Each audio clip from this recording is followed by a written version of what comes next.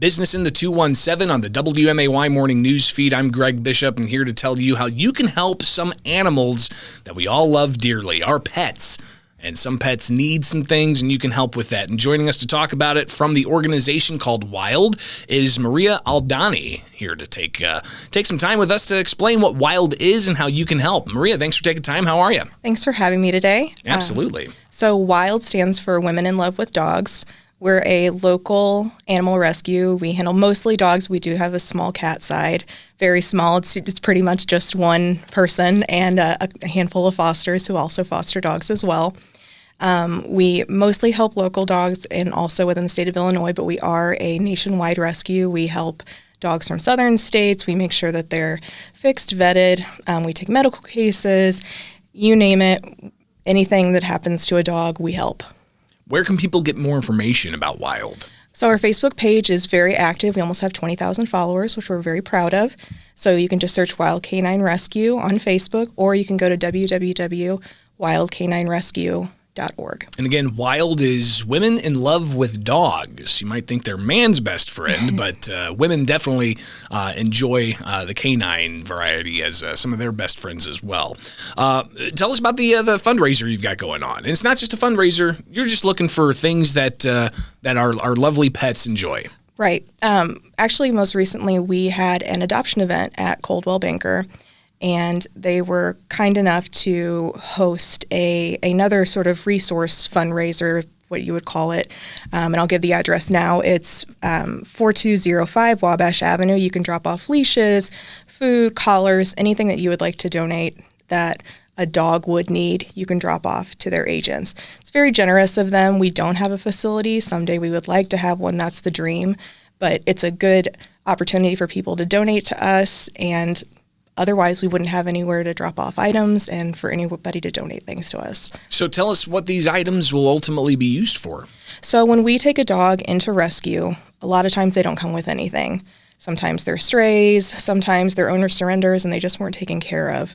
We've had dogs dropped off to us with literally a rope tied around their neck. They've never had a collar, they've never had a leash, they've never learned what a toy is, or they've had table scraps for their food their entire lives. That's why their teeth are rotting out, or the food that they have had are kind of bottom of the barrel, the worst stuff that you could possibly give a dog.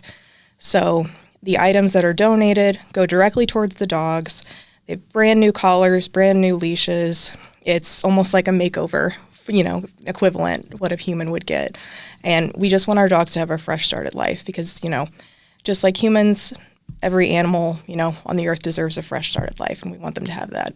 We're talking with Maria Oldani here on Business in the 217 with the WMAY morning news feed. She's with Wild, Women in Love with Dogs, and they're doing a fundraiser, a resource fundraiser to get generous donations for dogs. They're looking for food, toys, leashes, collars, those types of things.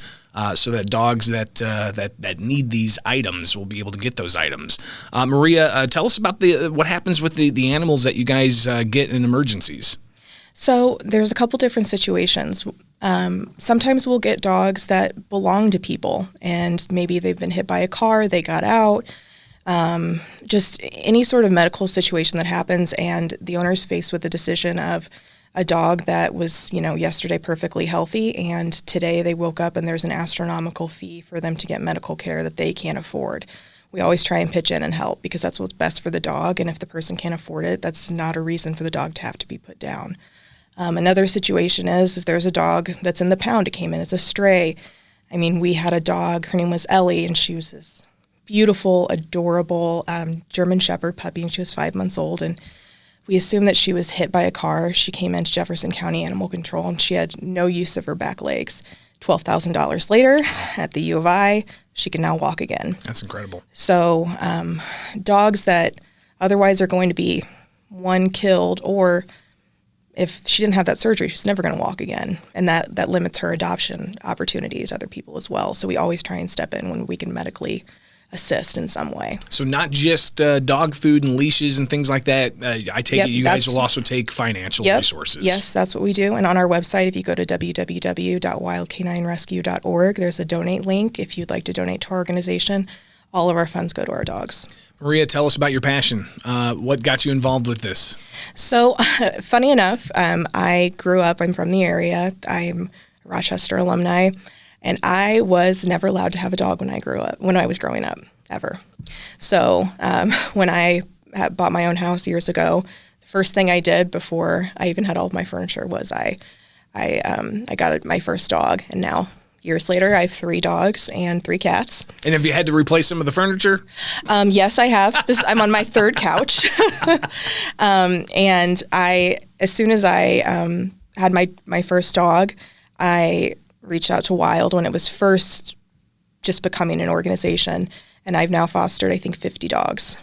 Wow. And there's one of our board members has fostered over 100. And I know that there's at least a handful of other fosters that we have that have probably fostered 60 plus dogs, which is a huge accomplishment. Yeah. It's an important organization that kind of fulfills a drastic need in the community. Animal control can only do so much. You guys are there to help. Right. We provide what can be tough for us sometimes is we don't have a facility, but it also benefits the dogs. We're 100% foster based, so every one of our dogs that is under our care lives with a family before it goes to its forever family. So it learns those habits, it learns those behaviors, and we learn as much about the dog as we can before it goes into a home, which is beneficial because a lot of times if they're stuck in a facility, they learn bad behaviors, and you're sending a dog home when you don't 100% know what that dog is going to be like when they go home, which it's not the dog's fault, it's really not the facility's fault, but that's just, what happens. So it's difficult sometimes because we wish we could take more dogs if we had a facility, but the foster care system that we do have, it just greatly benefits the dogs overall.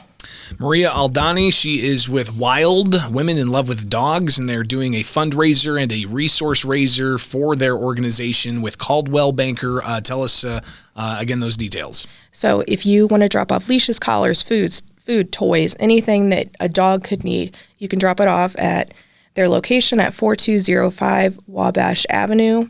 You can just walk in, talk to one of their agents, and we will be picking up those donations. Maria, thank you so much for taking time with us. Thanks for having me. Appreciate it.